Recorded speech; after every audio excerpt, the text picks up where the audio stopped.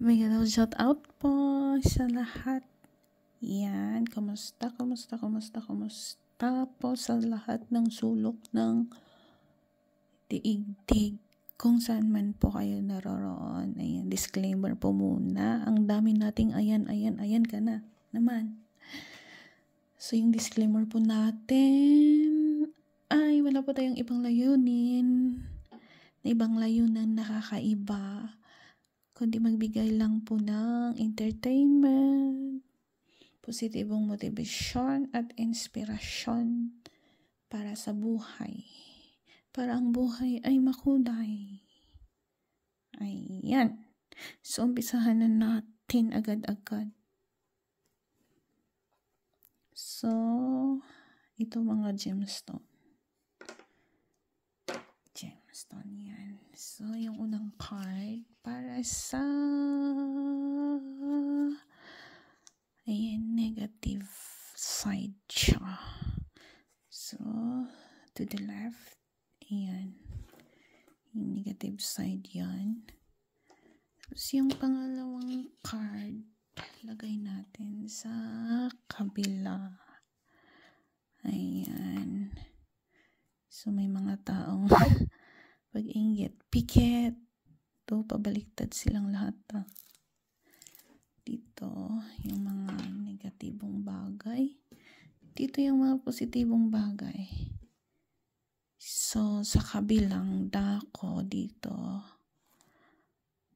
yung mga tao sa paligid mo, ayan, may mga kakaibang layunin.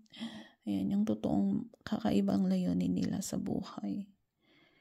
Yung ayaw kanilang makita na nilalamangan mo sila. So, ayan, ayaw kanilang makita na progresibo ang buhay. So, ayun, pag-inggit, pikit. Sila yung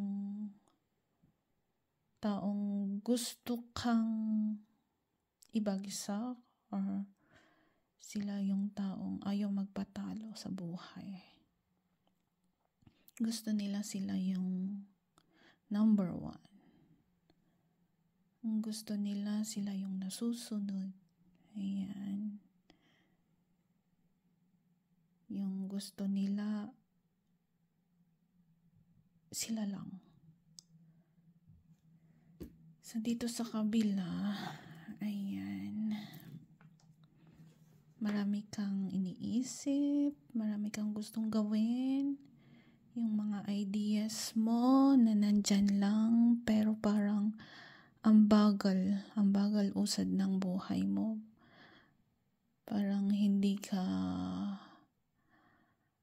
umaangat, ayan, naboboring ang buhay kasi parang ang bagal-bagal ng lahat.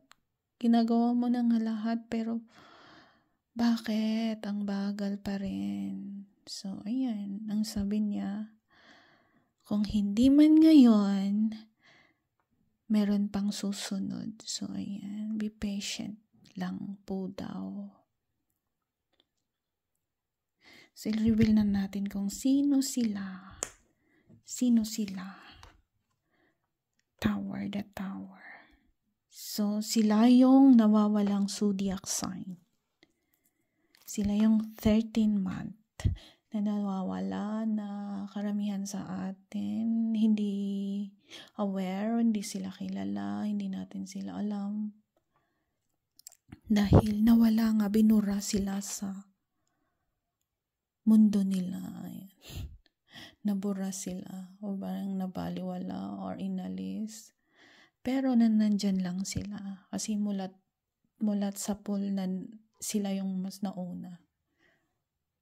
So, sila yung ang mga Ophiuchus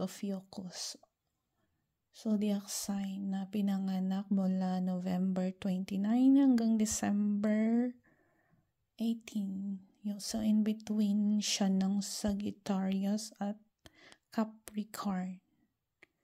So, yun. Sana may nalaman po kayong bago para sa mga hindi pa nakakaalam. At yung disclaimer po natin, Gawin natin itong motibasyon, libangan at inspirasyon para makulay ang buhay natin. Hanggang sa muli. Maraming salamat po.